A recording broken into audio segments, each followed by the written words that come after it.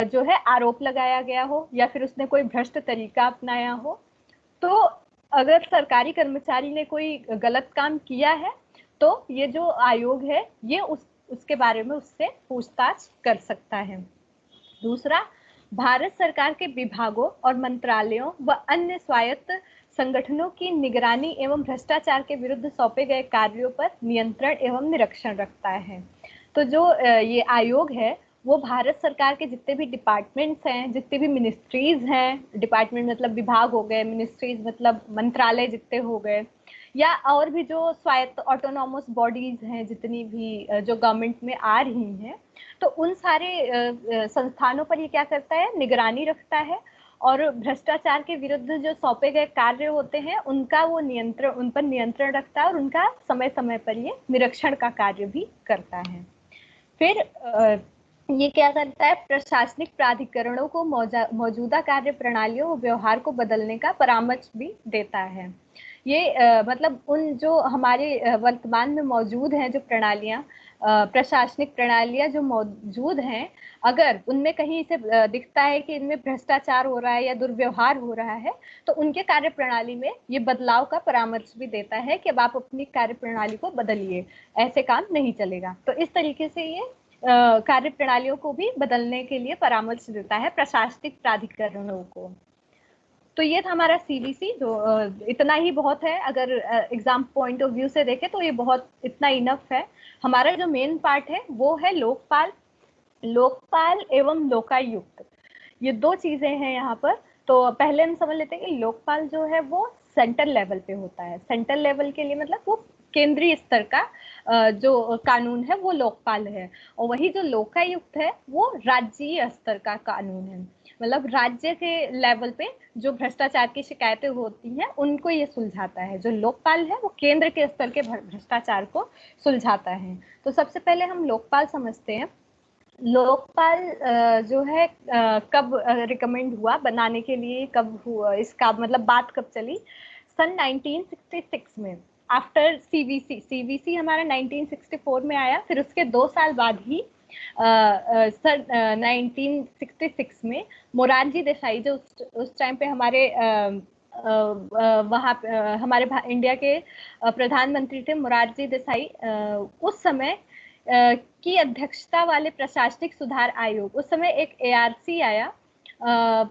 ARC मतलब कि administrative reform commission था ये, जिसे प्रशासनिक सुधार आयोग कहते हैं, वो बना था। और उसी समय जो है इन्होंने क्या किया, बड़े सारे रिकमेंडेशन दिया। एआरसी की रिपोर्ट आप लोगों को अगर पढ़नी होगी, क्योंकि ये भ्रष्टाचार में बहुत ज्यादा इस पे बात की गई थी, तो इसका जो रिकमेंडेशन था बेसिकली भ्रष्टाचार को दूर करने के लिए इसमें बहुत सारी बातें कही गई थी। ये रिपोर्ट जो है मोरारजी देसाई जो थे उनकी अध्यक्षता में बनी थी 1966 में। तो उस समय इस रिपोर्ट में एक problems of redressal of citizen grievance पर एक रिपोर्ट प्रस्तुत किया। जो प्रशासनिक सुधार आयोग बना था, ये आयोग मोरारजी देसाई की अध्यक्षता में बनाया गया था। तो इसने एक रिपोर्ट प्रस्तुत की जिसका नाम था problems of redressal of citizen grievance. मतलब रिड्रेसल ऑफ सिटीजन्स के जो समस्याएं हैं उनको रिड्रेस करने के लिए, उनकी समस्याओं को सुलझाने के लिए एक रिपोर्ट जो है एआरसी ने प्रस्तुत किया। और फिर उस समय उन्होंने रिकमेंड किया कि लोकपाल और लोकायुक्त की नियुक्ति होनी चाहिए हमारे भारत में। तो सबसे पहले इसकी बात चली 1966 में। एआरसी की रिपोर्ट में यह बात कही गई कि भारत के लिए एक लोकपाल की आवश्यकता है, जो कि भ्रष्टाचार के जितने भी ये मामले हैं उनको डील कर सके, जितनी भी शिकायतें हैं जनता की उनको समाधान कर सके। तो इस समय इसकी संस्तुति मतलब रिकमेंडेशन एआरसी में आई।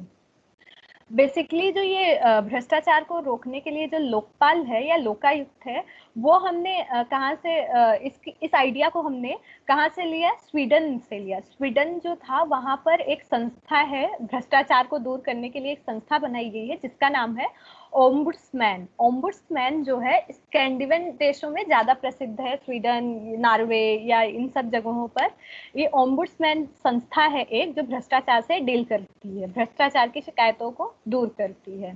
तो ये जो है हमने वहां से लिया इस आइडिया को, और फिर हमने भारत में उस आइडिया को अपनाने की कोशिश की। हमारे भारत में इसका नाम लोकपाल है, जबकि जो स्वीडन में है वो वहाँ का नाम ओम्बुड्समैन है। ओम्बुड्समैन में यही सारी चीजें हैं कि किस तरीके से जो जनता है वो अपनी शिकायतों को, भ्रष्टाचार से रिलेटेड अपनी शिकायतों को उसमें दर्ज करा सकती है, और ओम्बुड्समैन जो संस्था है वो इनका निवारण करती है। तो हमने भी वहां से ये आइडिया लिया, और जब ये एआरसी की रिपोर्ट प्रस्तुत की जा रही थी तो उस समय जो है इस सिफारिश को वहां पर प्रस्तुत किया गया है, वहां रिकमेंड किया गया कि हमारे यहाँ भी एक ऐसी संस्था होनी चाहिए जो है भ्रष्टाचार की समस्याओं को डील कर सके। फिर इसमें क्या था कि मतलब जिससे केंद्रीय एवं राज्य के जो मंत्रियों को, सचिवों तथा अन्य विशिष्ट अधिकारियों के विरुद्ध भ्रष्टाचार से संबंधित शिकायतें की जा सके। तो जब एआरसी की रिपोर्ट प्रस्तुत की गई तो उसमें ये कहा गया कि एक हमें लोकपाल की आवश्यकता है, जिसमें जो केंद्र है या राज्य के मंत्री हैं उनकी, सचिवों की या फिर अन्य विशिष्ट जो अधिकारी हैं इनके विरुद्ध जो भ्रष्टाचार से संबंधित शिकायतें की जाती हैं उनको वहां पर दर्ज कराया जा सके। तो ये एआरसी की रिपोर्ट में ये बात कही गई। तब से लोकपाल मतलब लोकपाल के लिए बहुत बार मांगे उठी कि इस विधेयक को प्रस्तुत किया जाए। केंद्र सरकार में लोकपाल की स्थापना के लिए विधेयक जो है संसद में कई बार प्रस्तुत किया गया उसी समय से, परंतु लोकसभा के बार बार विघटित हो जाने के कारण या अन्य किसी कारण यह विधेयक जो है वो पास नहीं हो पाता था।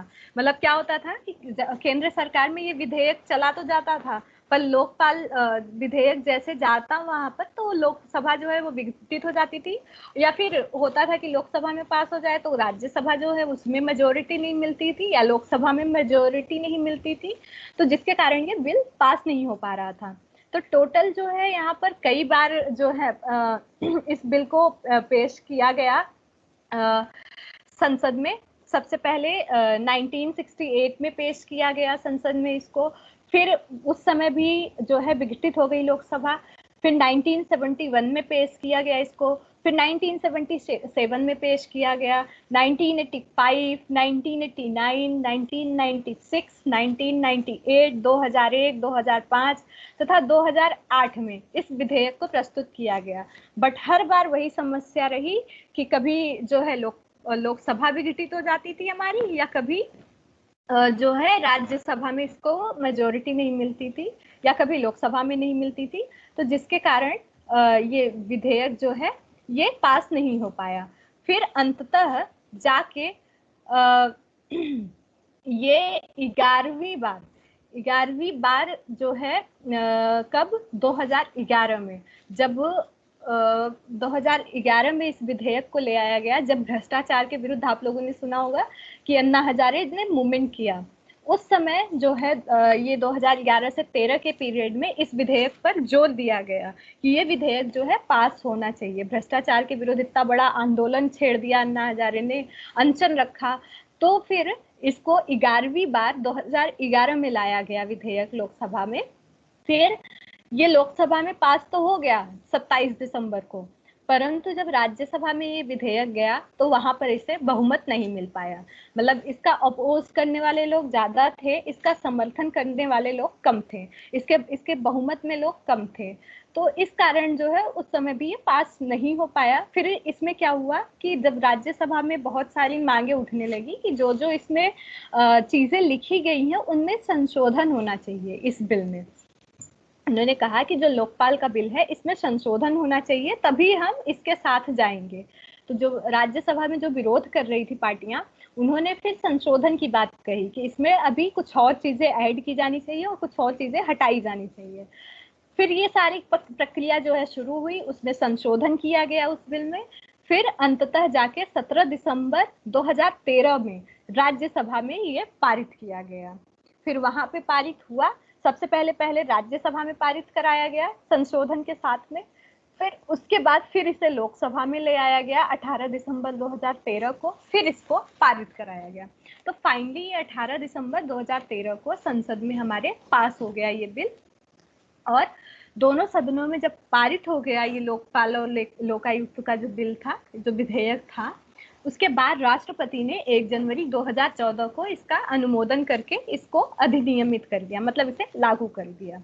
तो पूरे भारत में ये 1 जनवरी 2014 को लागू हुआ। हालांकि इसके लिए बड़े सारे मूवमेंट चलाए गए, ये इतनी आसानी से लागू नहीं हुआ, 11 बार ये कम से कम फेल हुआ। मतलब बार बार लोकसभा में जाता, कभी राज्यसभा में हटा दिया जाता, कभी लोकसभा में, तो ये बहुत लंबा प्रोसेस रहा। 1966 से ये प्रक्रिया चली आई और जाके फाइनली ये 2014 में लोकपाल बिल हमारा बना। तो इस तरीके से जब अब हम देखते हैं कि इस बिल का इसमें आता कौन कौन है लोकपाल में। लोकपाल में वो आते हैं जो केंद्रीय स्तर पर गठित लोकपाल है, मतलब जो सेंट्रल में लागू है लोकपाल हमारा, उसके जांच के दायरे में आते हैं प्रधानमंत्री, कैबिनेट वहाँ के मंत्री जो संसद में है, वहाँ के सांसद, और केंद्र सरकार के जो समूह ABCD के अधिकारी होते हैं, जो आप लोग SSC वगैरह में देखते होंगे, ग्रुप ABCD के जो लोअर अधिकारी होते हैं या अपर अधिकारी होते हैं, वो सारे जितने भी कर्मचारी होते हैं, ये सभी के सभी जो है लोकपाल में आते हैं। इन पे जांच की जा सकती है। प्रधानमंत्री पर भी जांच किया जा सकता है। अगर प्रधानमंत्री पर भ्रष्टाचार का आरोप लगाया गया है तो उसके लिए भी लोकपाल जो है जांच का आदेश दे सकता है। तो इस तरीके से हम देखते हैं कि ये केंद्र में लोकपाल बना, जबकि जो राज्य में है, हमारे राज्य में लोकायुक्त बना। वहां पर क्या आते हैं, उनके दायरे में कौन कौन आता है, मुख्यमंत्री आते हैं। जैसे केंद्र में प्रधानमंत्री आते हैं, वैसे यहाँ पे मुख्यमंत्री आते हैं। राज्य के मंत्री आते हैं, विधायक आते हैं, राज्य सरकार के और भी जो अधिकारी हैं ABC वाले, वो सारे अधिकारी कर्मचारी इसमें आते हैं इसके जांच के दायरे में। मतलब इनमें से किसी के ऊपर भी अगर भ्रष्टाचार का आरोप लगा दिया गया तो इनका जांच किया जाएगा लोकायुक्त के द्वारा। तो इस तरीके से हमने समझा लोकपाल और लोकायुक्त कि लोकपाल का काम केंद्र पर है, राज्य पर लोकायुक्त है, और इनके दायरे में कौन कौन आता है। तो ये मोटा मोटा हमारा लोकपाल रहा। लोकायुक्त के बारे में थोड़ा और देख लेते हैं। लोकायुक्त की नियुक्ति, क्योंकि लोकपाल जो है हमारा बिल जो बना वो बहुत उसको टाइम लग गया, बट जो लोकायुक्त है ये स्टेट लेवल पे काम करता है। तो हमने देखा कि कई सारे स्टेट्स हैं ऑलरेडी भारत में जिन्होंने ये काम शुरू कर लिया था 1970 से ही, मतलब 70 के दशक से ही इन्होंने अपने अपने राज्यों में लोकायुक्त की नियुक्ति शुरू कर दी थी कि जो है भ्रष्टाचार के विरुद्ध में उन्होंने अपने यहाँ पे खुद के लोकायुक्त बना लिए थे। हर राज्यों में उन्होंने अपनी निर्मिति कर ली थी। तो राज्यों में लोकायुक्त की नियुक्तियां जो है 1971 से ही प्रारंभ हो गई थी। फिर सर्वप्रथम लोकायुक्त अधिनियम 1970 में उड़ीसा में बनाया गया, परंतु वहां पर क्या हुआ कि उड़ीसा में जो है 1970 में लोकायुक्त जो है वो बना तो दिया गया, वहां का जो विधानसभा है वहां पर पास तो करा दिया गया इस बिल को, बट जो इसकी नियुक्ति है वो नहीं हो पाई। लोकायुक्त बना दिया गया बट उसकी नियुक्ति नहीं हो पाई, वो जाके हुई 1983 में। तो 1970 में इन्होंने एक लोकायुक्त बिल ले आ लिया अपने यहाँ राज्य में, बट उसकी नियुक्ति जो है वो 1983 में हुई। तो इसलिए जो है ये थोड़ा लेट हो गए। उससे पहले किसने कर लिया, महाराष्ट्र में। महाराष्ट्र में लोकायुक्त अधिनियम जो है 1971 में बना और वहां इसी वर्ष जो है इसकी नियुक्ति भी हो गई। तो महाराष्ट्र जो है वो पहला राष्ट्र बना जहां पर लोकायुक्त की सबसे पहले नियुक्ति की गई। माना जाता है कि उड़ीसा में जो है बिल पास हुआ था सबसे पहले 1970 में, बट वहां पे नियुक्ति प्रक्रिया जो है वो देर में हुई, 1983 में हुई, तो इसलिए एक पीछे हो गया। बट जो महाराष्ट्र है उन्होंने 1971 में ही इस अधिनियम को पास कराया और उसकी नियुक्ति भी उसी वर्ष ही करा दी। तो इस तरीके से महाराष्ट्र पहला राज्य बना जहां पर लोकायुक्त की नियुक्ति हुई। लोकायुक्त की जो कार्य अवधि है, लोकायुक्त की नियुक्ति राज्यपाल द्वारा की जाती है। जैसे हमने बताया, लोकपाल की नियुक्ति कौन करता है? राष्ट्रपति करेगा। और जो लोकायुक्त की नियुक्ति है वो राज्यपाल करता है। और इसकी कार्यविधि जो है 5 वर्ष निर्धारित की गई है। 5 वर्ष जो है ये कार्य कर सकता है। ये कुछ स्टेट्स हैं कि कहाँ सबसे पहले जो है मतलब किन किन स्टेट्स में 1995 तक किस किस स्टेट्स ने जो है लोकायुक्त को अपना लिया था। मतलब 2013 तक इन लोगों ने वेट नहीं किया, इन स्टेट्स ने, इन लोगों ने अपने स्टेट में पहले ही बना लिया था। तो जैसे उड़ीसा में मैंने बताया 1970 में बिल पास हुआ और 1983 में यहाँ पर नियुक्ति की गई। तो महाराष्ट्र में 1971 में बन गया था, राजस्थान में 1973 में बना, बिहार में 1974 में बना, उत्तर प्रदेश में 1975 में बना, मध्य प्रदेश में 1981 में बना, आंध्र प्रदेश में 1983 में बना, हिमाचल प्रदेश में 1989 हिमाचल प्रदेश में भी 1983 में बना, कर्नाटक में 1985 में बना, गुजरात में 1986 में बना और पंजाब में 1995 में बना। तो ये इतने स्टेट्स थे जिन्होंने ये बिल सेंट्रल लेवल पे पास होने से पहले ही अपने यहाँ पर ये बिलों का निर्माण कर लिया था, मतलब लोकायुक्त का निर्माण कर लिया था। और यहाँ पर इन लोगों ने भ्रष्टाचार के विरुद्ध जो है काम करना शुरू कर दिया था।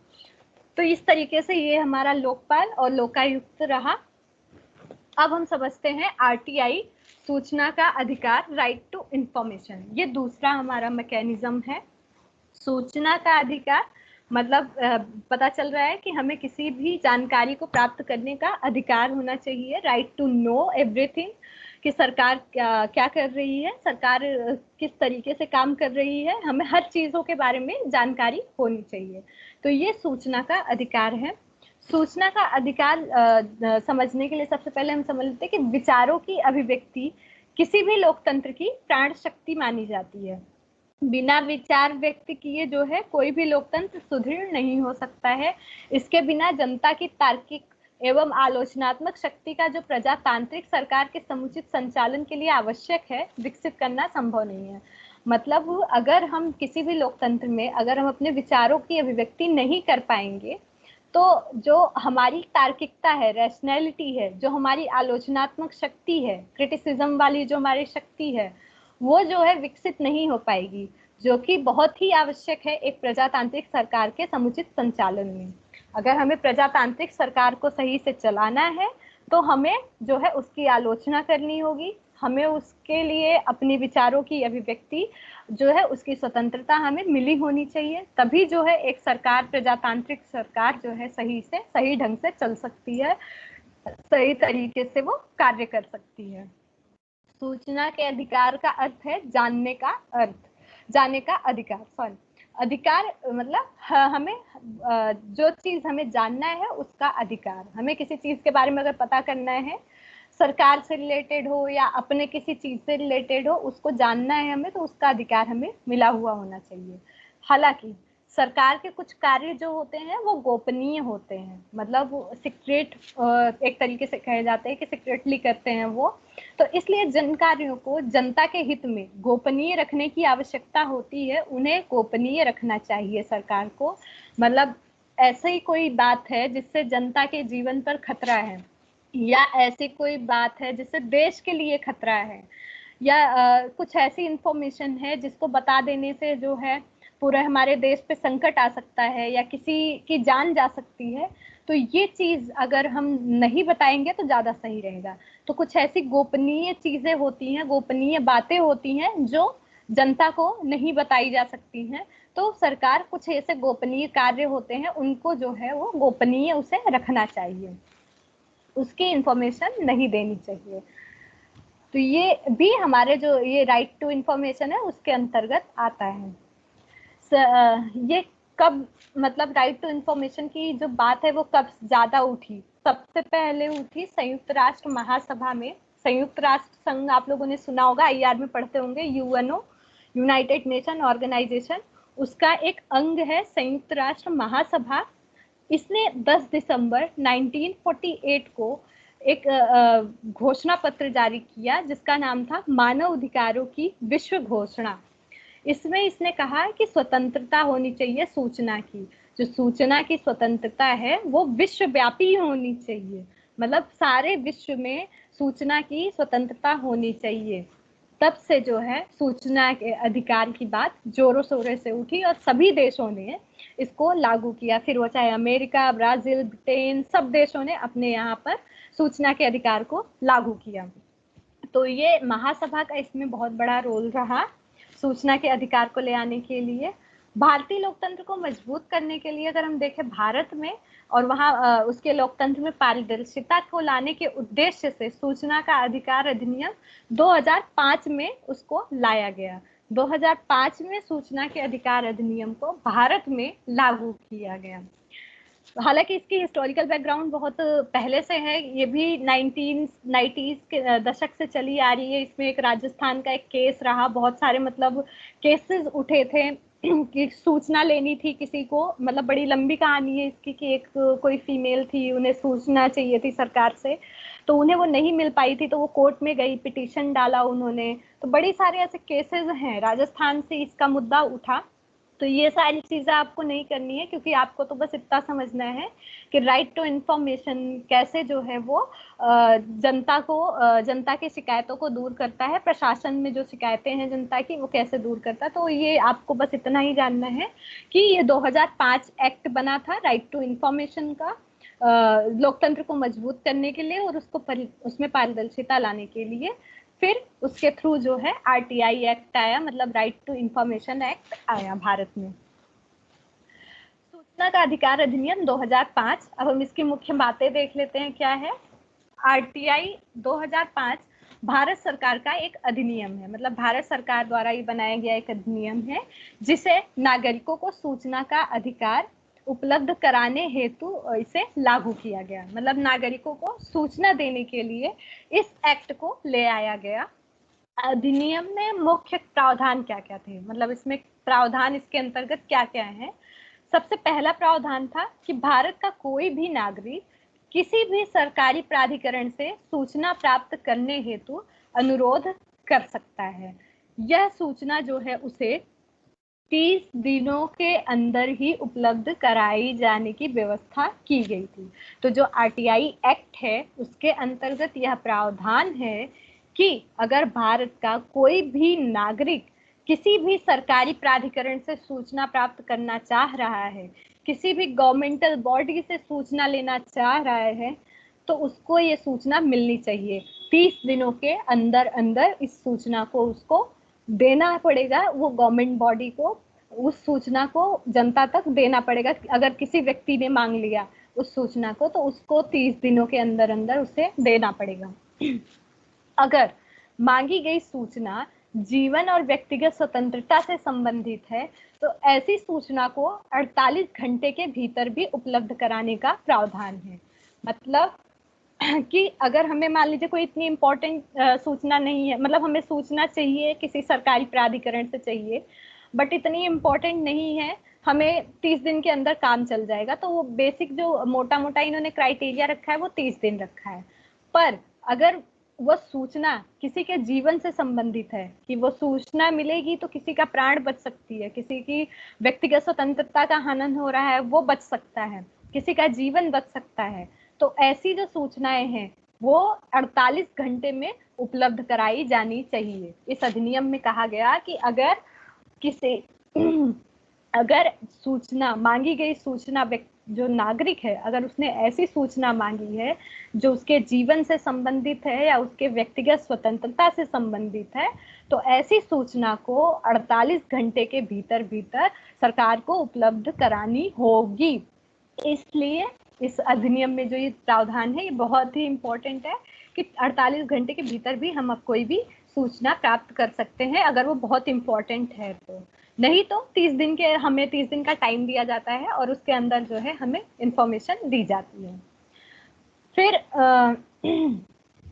प्राप्त सूचना की विषय वस्तु के संदर्भ में अगर मतलब मान लीजिए सूचना हमें मिल गई, अब हमें उस सूचना से असंतुष्टि है, मतलब हम सेटिस्फाइड नहीं है उस सूचना से, और जितनी निर्धारित अवधि थी, मान लीजिए 30 दिन की अवधि है और उसके भीतर हमें सूचना प्राप्त नहीं हुई, तो ऐसी स्थिति में जो है हम क्या करेंगे, स्थानीय से लेकर राज्य एवं केंद्रीय सूचना आयोग से अपील कर सकते हैं। मतलब कि सूचना आयोग हर लेवल पे बना हुआ है। आयोग मतलब एक कमीशन, केंद्र में भी है इंफॉर्मेशन कमीशन, राज्य में भी इंफॉर्मेशन कमीशन है और स्थानीय स्तर पर भी इंफॉर्मेशन कमीशन है।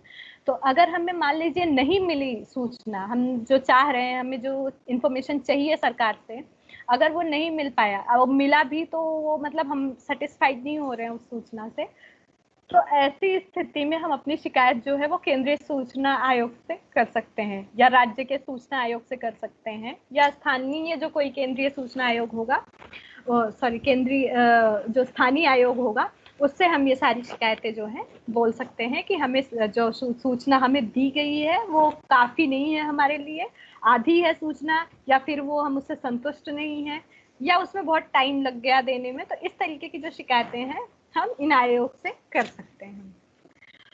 फिर इस अधिनियम के माध्यम से राष्ट्रपति, उपराष्ट्रपति, प्रधानमंत्री, संसद व राज्य विधानमंडल के साथ साथ सर्वोच्च न्यायालय, उच्च न्यायालय तथा लेखा परीक्षा, नियंत्रक लेखा परीक्षक और निर्वाचन आयोग, ये जितने भी संवैधानिक निकाय हैं, उनसे संबंधित सभी पदों को हम आरटीआई के दायरे में ला सकते हैं। मतलब आरटीआई का जो दायरा है वो बहुत व्यापक है। राइट टू इंफॉर्मेशन हम किसी के भी यहाँ से ले सकते हैं।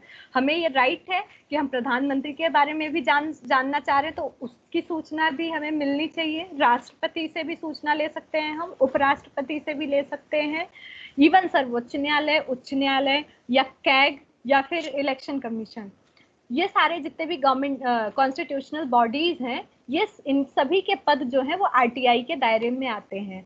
तो इन अगर जनता चाहे तो इनके बारे में इंफॉर्मेशन ले सकती है, या उनके किसी भी कार्य के बारे में इंफॉर्मेशन ये ले सकती है। तो इस तरीके से जो आरटीआई का दायरा है वो बहुत ही व्यापक है।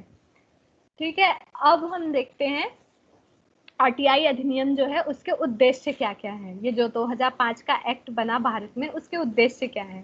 सबसे पहले पारदर्शिता लाना, ट्रांसपेरेंसी। शासन में जो है जब हम जनता जो है डायरेक्ट सूचना प्राप्त करेगी कि हमारे लिए सरकार कर क्या रही है, तो इससे जो होगा वो एक तरीके से पारदर्शिता आएगी उसमें।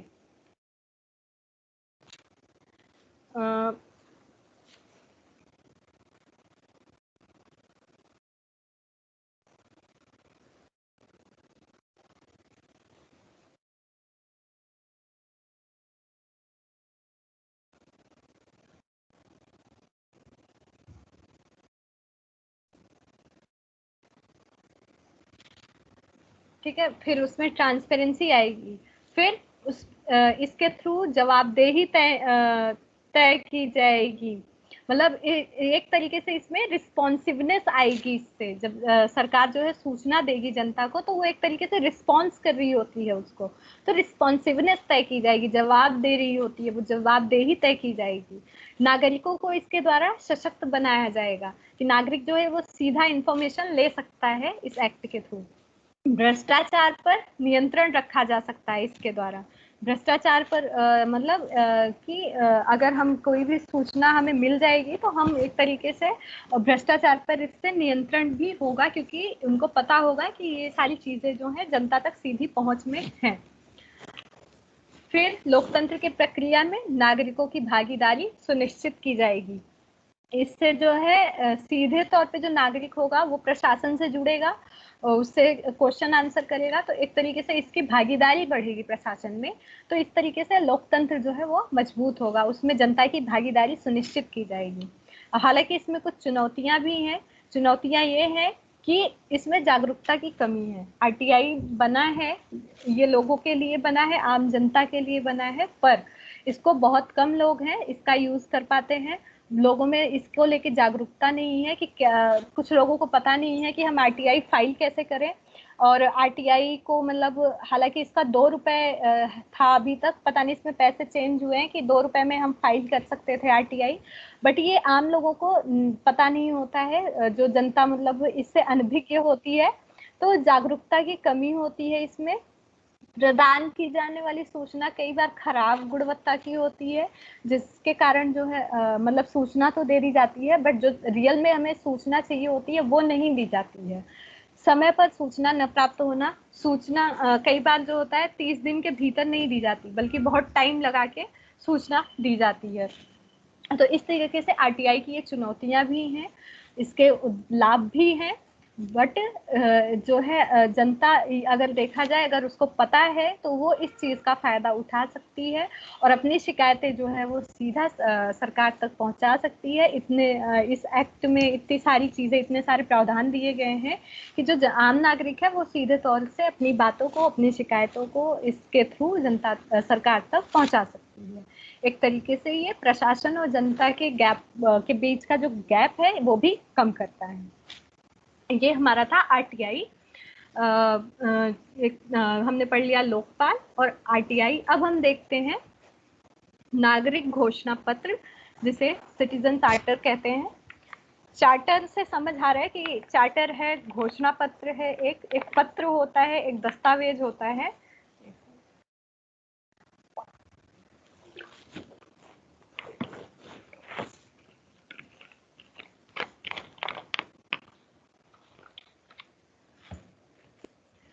नागरिकों के लिए बेसिकली ये एक घोषणा पत्र है, बनाया जाता है, जो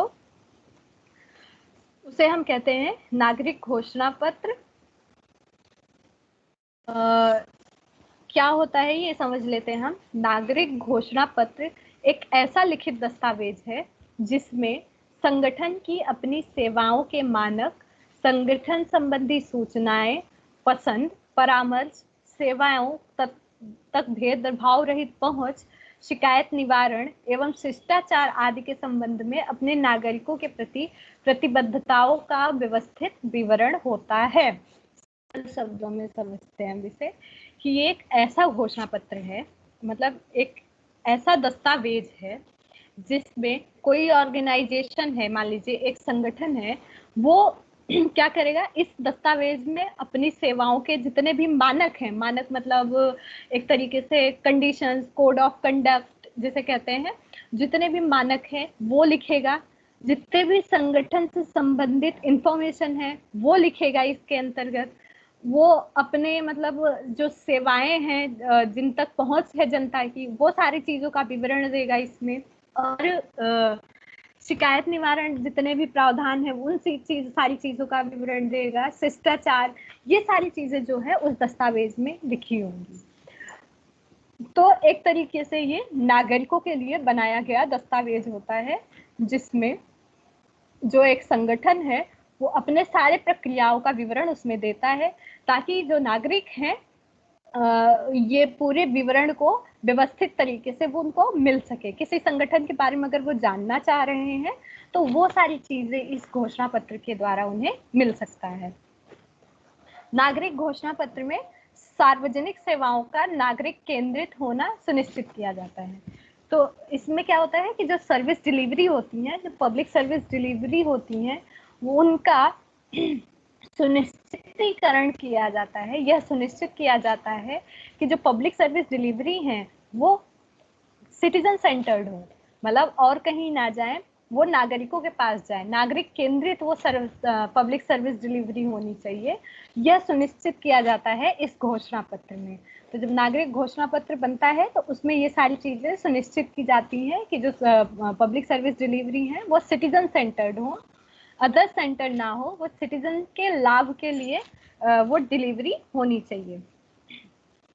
नागरिक घोषणा पत्र जो है वो क्या करता है, सुशासन के जो 3 महत्वपूर्ण घटक हैं, सुशासन मतलब गवर्नेंस के 3 महत्वपूर्ण घटक माने जाते हैं। पारदर्शिता जिसे ट्रांसपेरेंसी कहते हैं, उत्तरदायित्व जिसे अकाउंटेबिलिटी कहते हैं, और जवाबदेहिता जिसे रिस्पॉन्सिवनेस कहते हैं। तो ट्रांसपेरेंसी, अकाउंटेबिलिटी और रिस्पॉन्सिवनेस को लागू करने तथा सरकार एवं नागरिकों के मध्य का जो गैप है उसको कम करने के लिए एक महत्वपूर्ण साधन है। तो जो नागरिक घोषणा पत्र है वो सुशासन के इन तीनों चीजों को लागू करता है और नागरिक और सरकार के बीच का जो गैप है उसको कम करने का एक साधन है। नागरिक घोषणा पत्र भारत में देखते हैं कि कब इसका प्रोसेस शुरू हुआ। भारत में बेसिकली ये ब्रिटेन में 1993 में शुरू हुआ था। ये बेसिकली ब्रिटेन में 1991 में लागू किया गया था इसको। वहां से हमने इस आइडिया को लिया, जैसे हमने लोकपाल वाला आइडिया स्वीडिश से लिया था और स्कैंडिनेवियन देशों से लिया था हमने, वैसे ही ये जो आइडिया है हमने ब्रिटेन से लिया। वहां पर इसको लागू किया गया था सबसे पहले घोषणा पत्र को। फिर भारत में जो है 1997 में इस प्रक्रिया पर काम शुरू हुआ कि भारत में भी एक घोषणा पत्र होना चाहिए, नागरिक घोषणा पत्र होना चाहिए, सिटीजन के लिए चार्टर होना चाहिए। तो सबसे पहले 1997 में भारतीय प्रधानमंत्री की अध्यक्षता में सभी राज्यों के मुख्यमंत्रियों का सम्मेलन आयोजित किया गया है इसको लेके।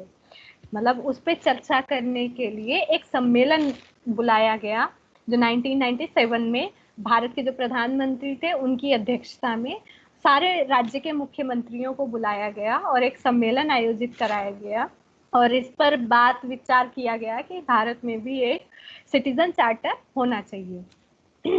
इसमें क्या हुआ, इसमें कहा गया कि प्रभावी एवं जिम्मेदार प्रशासन हेतु एजेंडा पर सिफारिश की गई कि सभी लोक संगठनों के लिए नागरिक घोषणा पत्र लाने का प्रयास किया जाए। मतलब इन्होंने इस जो सम्मेलन हुआ था उसमें यह बात की गई, सिफारिश की गई है कि एक हमें प्रभावी और एक जिम्मेदार पूर्ण अगर प्रशासन लाना है हमें इंडिया में, भारत में, तो उसके लिए सबसे पहले हमें नागरिकों के लिए घोषणा पत्र ले आने की आवश्यकता है।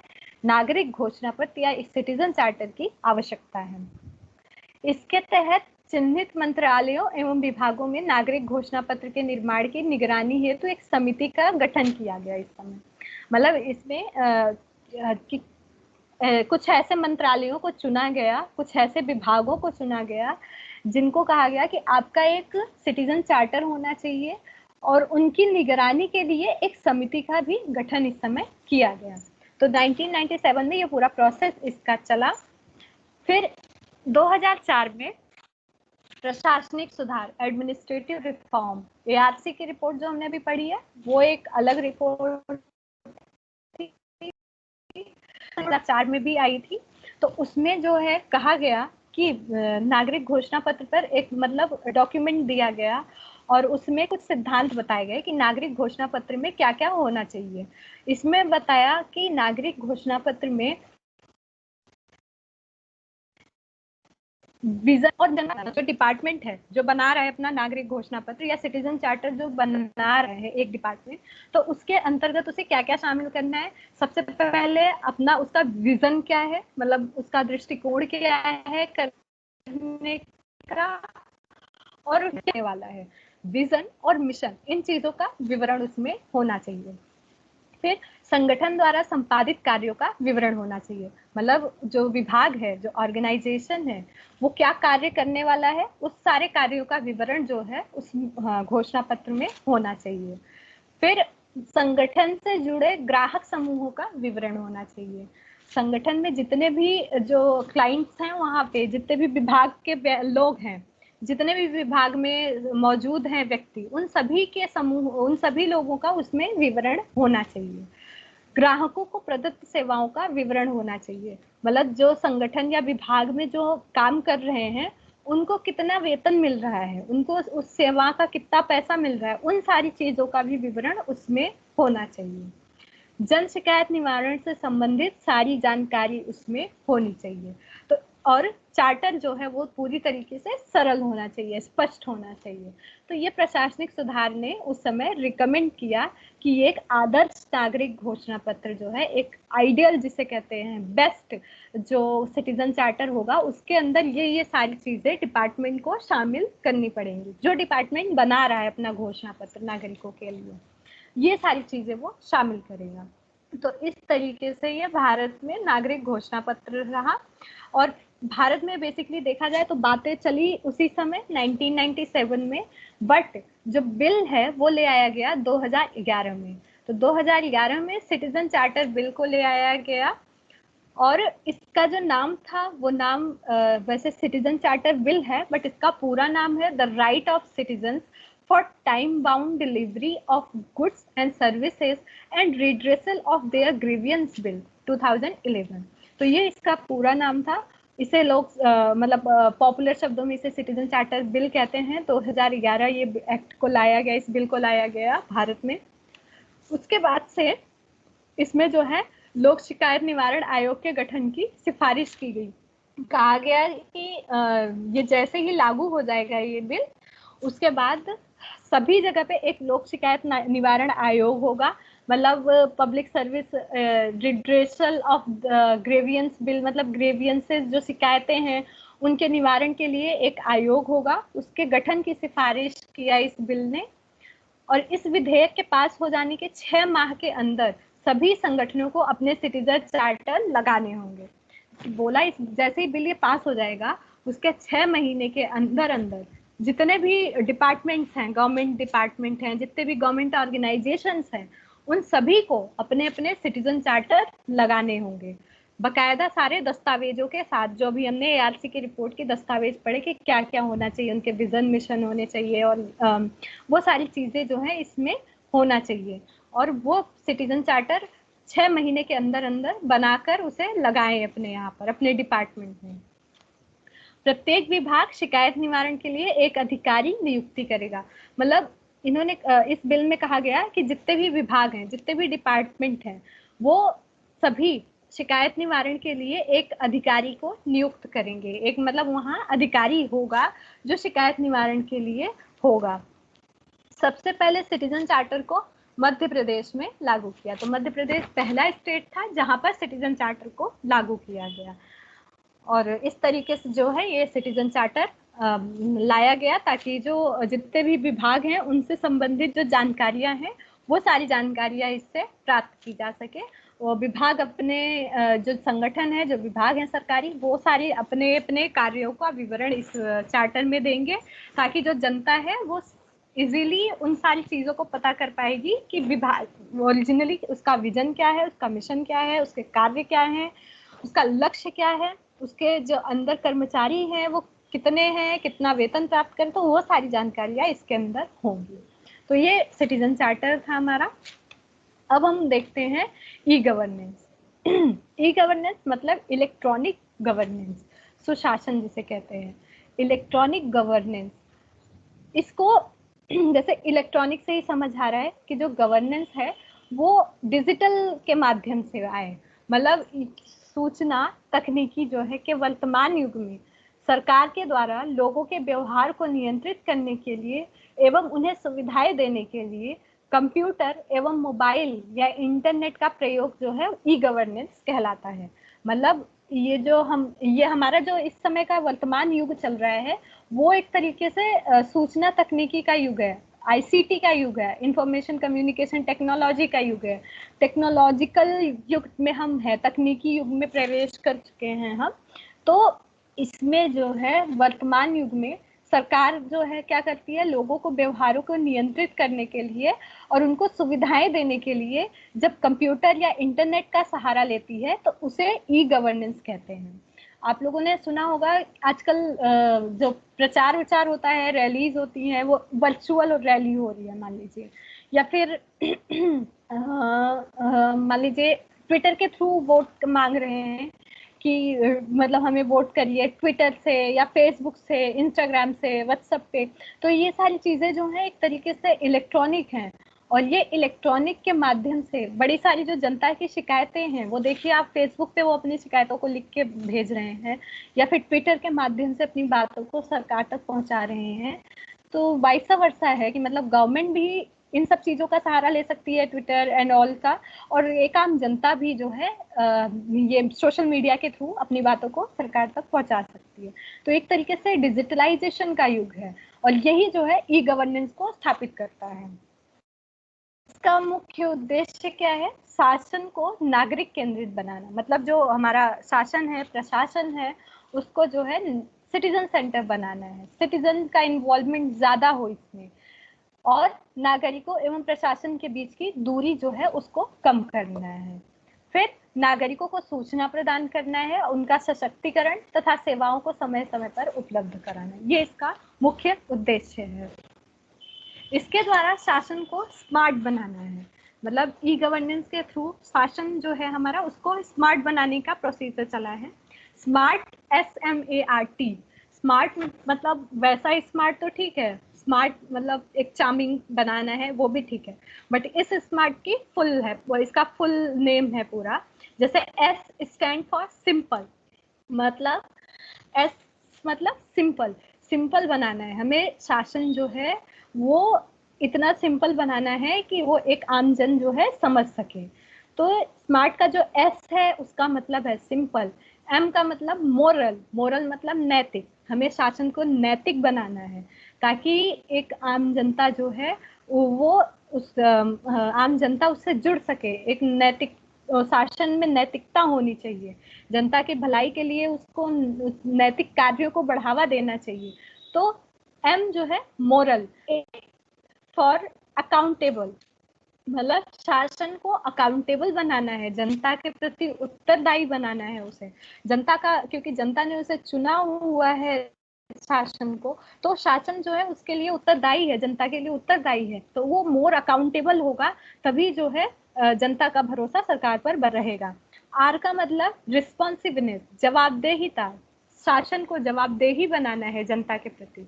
टी मतलब ट्रांसपेरेंसी, ट्रांसपेरेंसी मतलब पारदर्शिता, तो शासन में पारदर्शिता लाना है, ऐसा नहीं कि कोई भी काम गुपचुप तरीके से हो, वो खुला हुआ होना चाहिए, पारदर्शी होना चाहिए ताकि सभी उसे देख सकें। तो स्मार्ट बनाने का मतलब है सिंपल, मोरल, अकाउंटेबल, रिस्पॉन्सिवनेस और ट्रांसपेरेंसी। तो इस तरीके से ई गवर्नेंस के थ्रू हम शासन को स्मार्ट बना सकते हैं। अब हम देखते हैं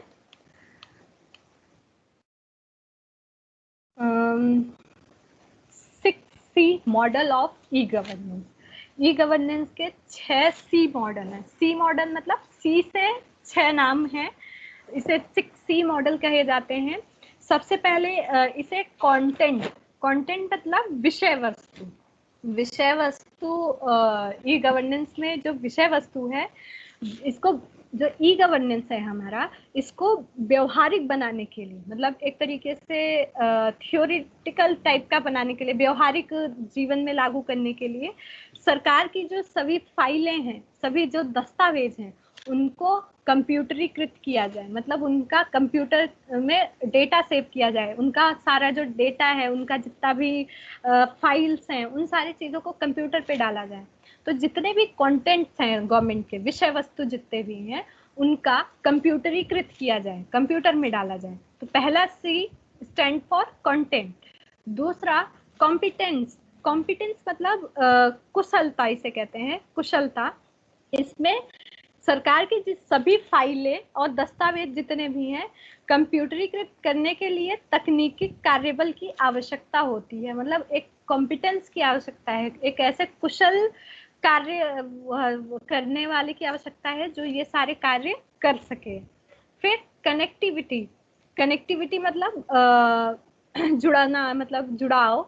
तो इसमें क्या है, पूरे देश को कंप्यूटर नेटवर्क से जोड़ना, और आवश्यक है कंप्यूटर नेटवर्क से पूरे समूचे देश में बिजली की आपूर्ति, मतलब एक तरीके से सारे कंप्यूटर्स को एक दूसरे से जोड़ना कि कहीं से भी कोई भी इंफॉर्मेशन हमें मिल सके। देखिए सबसे पहले है कंटेंट, तो गवर्नमेंट के जितने भी कंटेंट हैं उन सारों को कंप्यूटर में डाला जाए। फिर डालने के बाद हमें डालने के लिए एक ऐसे कॉम्पिटेंस की आवश्यकता होगी, कुशलता, कुशल कार्यकारी की आवश्यकता होगी जो ये सारे कार्य करे, कंप्यूटर में डाले इस सारे फाइलों को। फिर उसकी कनेक्टिविटी करे, कनेक्टिविटी मतलब सारे फाइलों को आपस में जोड़े।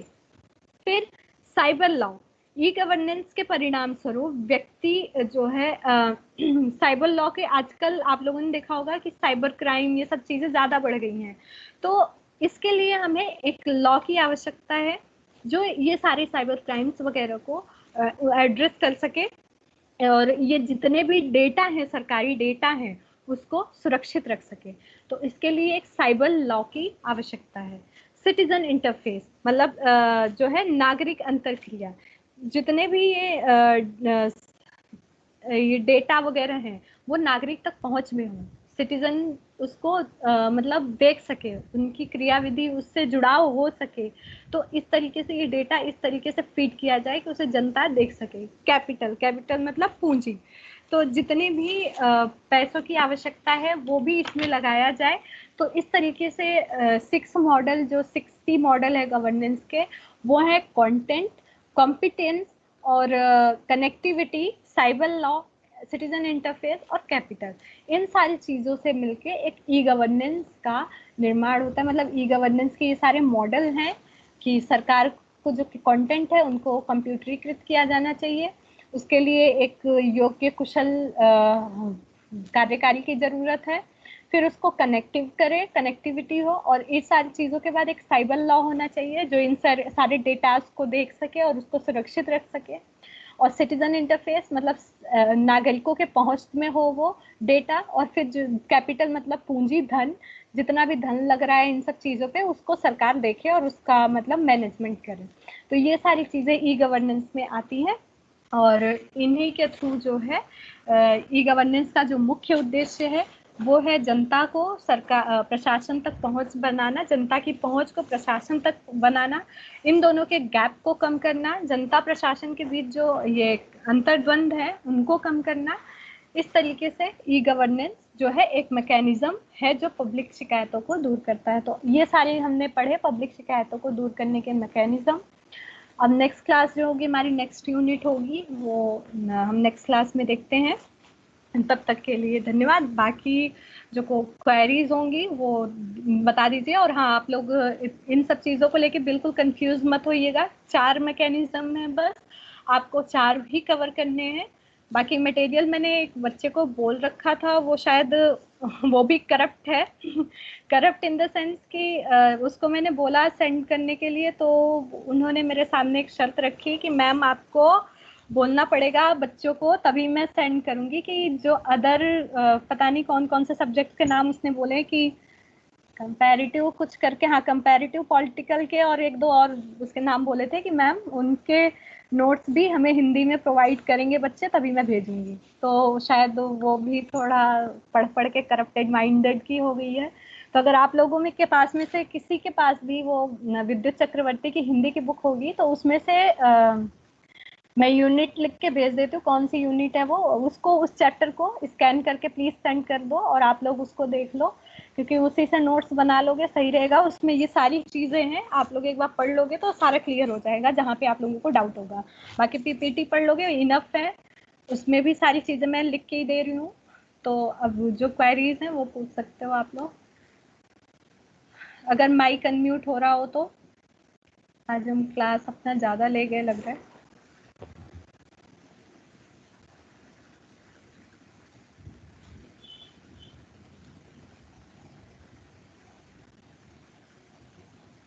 नहीं हो रहा?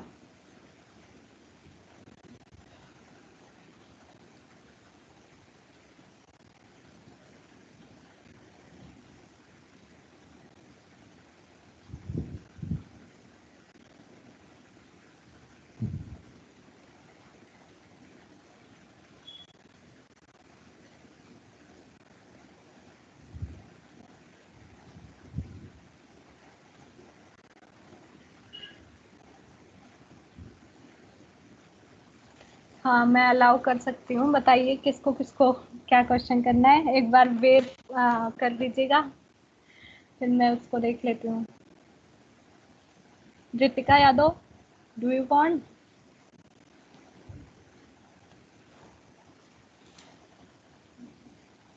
आप अनम्यूट करिए रितिका यादव, आप हो जाएंगी।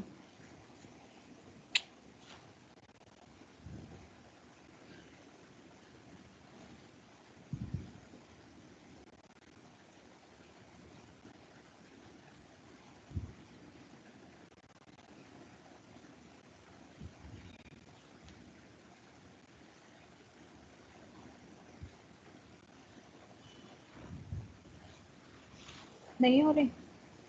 करिए, एक बार अनम्यूट करिए।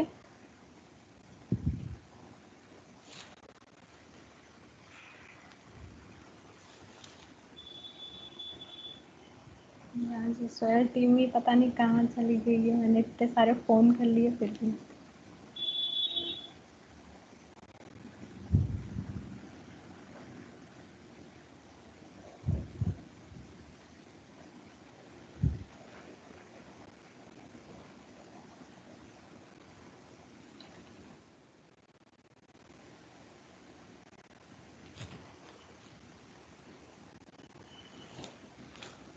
मैंने आपको अलाउ तो किया है बट आप अनम्यूट नहीं हो पा रही हैं।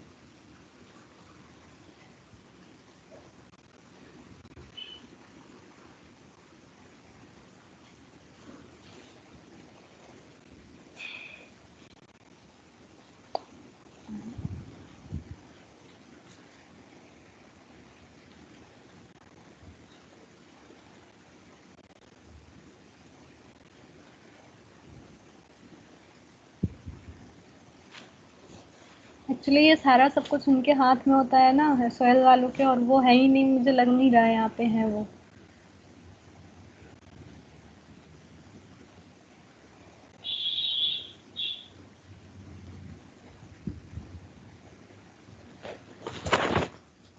एक बार और ट्राई करिए आप लोग, किसी का तो अनम्यूट होगा।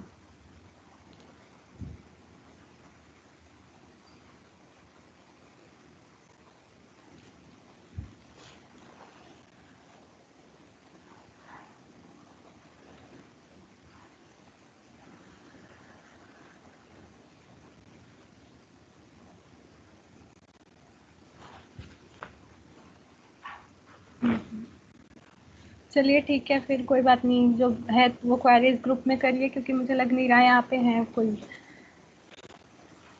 ठीक है नहीं तो नेक्स्ट क्लास में देखते हैं और क्या। ठीक है, जो भी क्वेरीज होगी देख लीजिए, ग्रुप में डाल दीजिए, मैं देख लेती हूँ सबके। बाकी या तो फिर नेक्स्ट क्लास में देखते हैं, नहीं अभी अभी जो है वो डाल दीजिए ग्रुप में, मैं सबको आंसर कर देती हूँ। बट ग्रुप में भी तो शायद वो अलाउ नहीं हो रहा है, पार्टिसिपेंट के लिए मैसेज अलाउ नहीं हो रहा। हाँ, क्या प्रॉब्लम है ये, क्वेश्चन भी नहीं करने देते बच्चों को।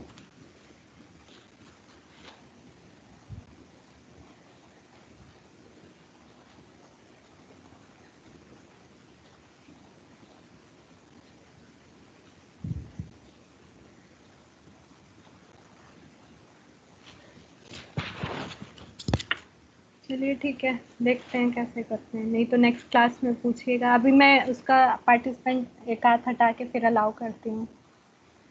नहीं, आप लोग एक दूसरा ग्रुप फॉर्म कर लीजिए जिसमें कुछ नए लोग जो ऐड नहीं हुए हैं, वो अपना एक नया ग्रुप बना लीजिए, फिर उसमें मुझे ऐड कर लीजिए, या मैं वहाँ पे भी भेज दूँगी मटेरियल वगैरह। चलिए ठीक है, थैंक यू सो मच।